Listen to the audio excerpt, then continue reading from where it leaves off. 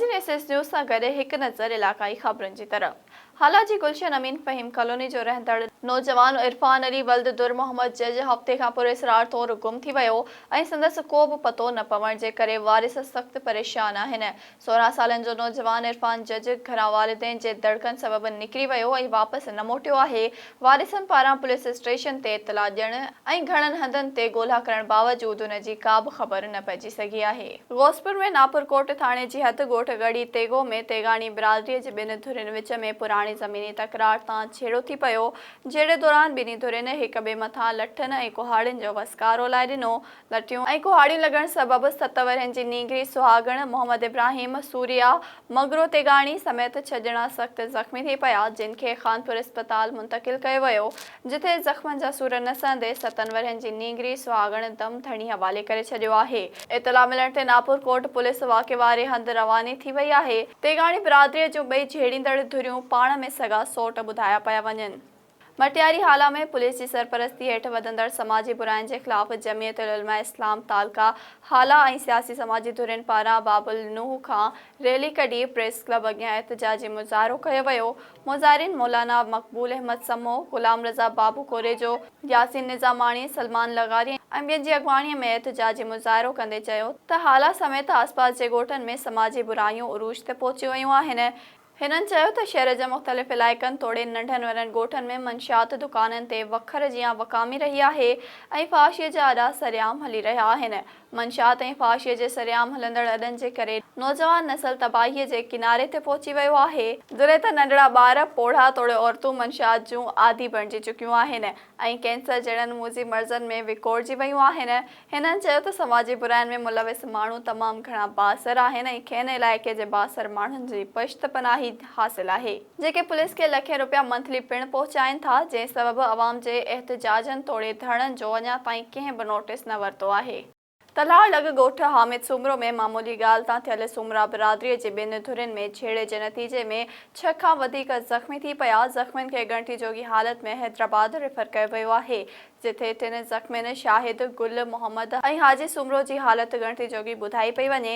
तलहार थाणे ते FIR अहमद सूमरो जी फ़रियाद ते 9 जवाबदारनि यूसुफ, खलील ज़मान, असलम, बशीर, मुख्तियार, शफ़ीक मोहम्मद समेत ॿियनि जवाबदारनि ख़िलाफ़ केस दाख़िल करे छॾियो आहे, जॾहिं त पुलिस हिकु जवाबदार मुख्तियार खे गिरफ़्तार करे वरितो आहे। मामूली ॻाल्हि तां थियल झेड़े सबबि ॻोठ हामिद सूमरो में ख़ौफ़ वारी सूरतहाल छांइजी वई आहे। ठुल में बाहू खोसो थाणे जी हद खान लाड़ी वटि मुबैना तौरु टैक्सी कार ड्राइवर इमदाद हुसैन गाजाणी हथियारबंदनि हथां अगवा पुलिस थाणे ताईं महदूद। बाहू खोसो थाणे जी हद तालाड़ी मक़ाम पुलिस चौकी भरिसां खान लाड़ी वटां टैक्सी कार ड्राइवर इमदाद हुसैन गाजाणी हथियारबंदनि हथां अगवा। बलोचिस्तान जे पमर सनड़ी वासी टैक्सी कार ड्राइवर इमदाद हुसैन गाजाणी क्वेटा खां वापसि ॻोठ अची रहियो हुयो त खान लाड़ी वटां हथियारबंदनि हथां खंभिजी वियो। बाहू खोसो थाणे जी हद खान लाड़ी वटां हथियारबंदनि ड्राइवर खे कार समेत अगवा करे खणी विया। कार पीर शाख वेझो पुल में फासी पवण सबबि कार छॾे ड्राइवर खे खणी फरार थी विया। अहिड़ो इतला मिलण ते बाहू खोसो पुलिस न पहुती। रोहिड़ी जे इलाइक़े कंधड़ा जे ॻोठ रूहल फ़कीर ऐं ॻोठ दड़ो कल्होड़ो जे रहवासियुनि कंधड़ा खां रोहिड़ी प्रेस क्लब ताईं प्यादल मार्च करे रोहिड़ी प्रेस क्लब आॾो धरणो हयो। धरणे दौरान मीडिया सां ॻाल्हाईंदे ज़ंगे जो वली मोहम्मद, आकाश जागिराणी ऐं ॿियनि चयो त सेप्को इंतज़ामिया जी लापरवाही सबबि असांजे इलाइक़े में 2012 खां बिजली बंदि थी वई हुई, जेका 11 साल गुज़रण बावजूदि बहाल न थी सघी आहे। सख़्त गर्मी सबबि हज़ारे माण्हू सख़्त परेशान आहिनि, जॾहिं त अहिड़नि ततल ॾींहंनि ऐं सख़्त गर्मीअ में मरीज़ ऐं मासूम ॿार तोड़े बुज़ुर्ग गर्मीअ में तड़पी रहिया आहिनि, पर सेप्को बिजली बहाल करण जे लाइ तयारु न आहे। टाउन कमेटी सकरन जे नए चूंडिजी आयल चेयरमैन सैयद अज़ीज़ अख्तर शाह चयो आहे त शहर जे हवाले सां केतिरा चैलेंजेस आहिनि, जिन खे सकरन जे सियासी पार्टियुनि, समाजी तंज़ीमुनि, सिविल सोसाइटी जे सहकार ऐं आम राय जो एहतराम कंदे इन्हनि खे हल करण जी भरपूर कोशिश कंदसि। हिन PP जे सीनियर अॻवान ग़ुलाम सरवर उन्हण ऐं सकरन प्रेस क्लब जे जनरल सेक्रेटरी मीर मोहम्मद कीरियो सां मुलाक़ात वक़्तु ॻाल्हाईंदे चयो त हिक हथ सां ताड़ी नाहे वॼंदी, इन करे चाहियां थो त शहरवासी मुंहिंजा हमेली थी मूंसां हर मसइले जे हल लाइ सहकार कनि त जीअं हिक ॿिए जी सलाह सां सकरनि खे ख़ूबसूरत बणाए सघूं। कंदकोट एसएचओ ऐं गनमैन तेज़ाब जी बोतल खे पाणी समझी पी छॾियो। कचे में हलंदड़ ऑपरेशन दौरान एपीसी में बी सेक्शन थाणे जे एसएचओ दिलीजान मक्सी ऐं संदसि जो गनमैन अब्दुल फताह बैटरीअ जे पाणीअ वारे तेज़ाब जी बोतल खे पाणी समझी पी विया। एसएचओ ऐं गनमैन खे बेहोशी वारी हालत में सिविल अस्पताल मुंतकिल कयो वियो आहे। सामूंडी तूफ़ान जे ख़तरे टरण खां पोइ सामूंडी किनारनि जा रहवासी पंहिंजे पंहिंजे माॻनि ॾांहुं मोटी विया। ज़िले इंतिज़ामिया पारां संदन बहालीअ जो अमल पिणु शुरू थी वियो। मुतासिरनि खे राशन ऐं ॿियो ज़रूरी सामान ॾिनो वियो। उन मौक़े ते साफ़िन सां ॻाल्हाईंदे डीसी बदीन जो चवणु हो त मुतासिरनि जी हर मुमकिन वाहर कंदासीं त जीअं ई ॿीहर पंहिंजे अॻूणी ज़िंदगीअ ॾांहुं मोटी सघनि। संदसि वधीक चवणु हो त मुतासिरनि जी बहाली असांजी अवलीन तरजीह आहे। जॾहिं त मौक़े ते मौजूदु असिस्टेंट कमिश्नर गोलाची हाशिम मसूद साफ़िन सां ॻाल्हाईंदे चयो त मुतासिरनि जी वाहर सां गॾु संदन इज़त ऐं एहतराम जो ख़्यालु करणु ज़रूरी सम्झां थो। हिन चयो त मुतासिरनि खे इहो महसूसु थियणु न ॾिबो त हू मुतासिर आहिनि।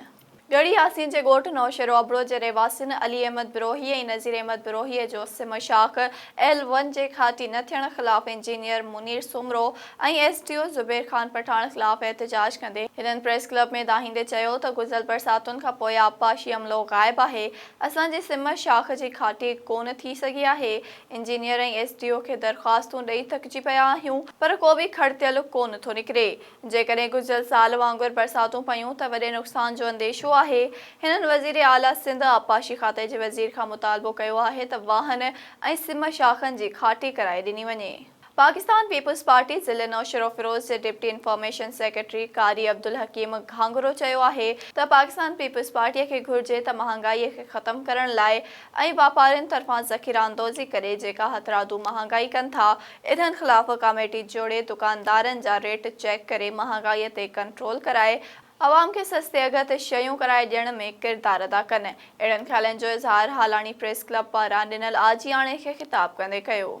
नेशनल प्रेस क्लब सॻियूं तरफ़ां तालीमी माहिर समाजी कारकुन सैयद अहमद शाह बुखारीअ जे रिटायरमेंट जे हवाले सां आजियाणो ॾिनो वियो जंहिंमें नेशनल प्रेस क्लब सॻियूं जो सदर गुलाब अली सियाल मज़हर अली मंगणे जो सैयद आगा सजाद हुसैन शाह ऐं ॿिया शामिल आहिनि। नेशनल प्रेस क्लब सॻियूं जे सदर गुलाब अली सियाल आयल महिमाननि खे सिंध जी सकाफ़त मूजिबि अजरक जा तोहफ़ा पेश कया। सैयद अहमद शाह ख़िताब कंदे चयो त मूंखे ख़ुशी थी आहे त नेशनल प्रेस क्लब सॻियूं हिते सुठो कमु करे रही आहे। ग़रीबनि मिसकिननि जो आवाज़ आला ऐवाननि ताईं पहुचाए रही आहे। नसीराबाद तालके ऐं वारह जे शाखनि समेत राइस केनाल ऐं तर जे नंढनि वॾनि शाखुनि में पाणीअ जे हथरादू खोट ख़िलाफ़ नसीराबाद जे पोरियत ऐं सियासी समाजी तंज़ीमुनि जी गॾिजाणी पीपी शहीद भुट्टो पार्टी ऑफिस ते कोठाई वई। पीपी शहीद भुट्टो अवामी वर्कर्स पार्टी, क़ौमी अवामी तहरीक, सिंध यूनाइटेड पार्टी, अवामी जमहूरी पार्टी, सिंध तरक़ी पसंद पार्टी ऐं पीपी वर्कर्स जे अॻुवाणनि सोच वीचार बाद प्रेस कॉन्फ्रेंस करे 20 जून अंगारे ते एहतजाजी रैलीअ जो ऐलान कयो। नाज़रीन, हिन वक़्त ताईं जूं इलाक़ाई ख़बरूं। वधीक ख़बरुनि या अपडेट्स जे लाइ ॾिसंदा रहो SS न्यूज़।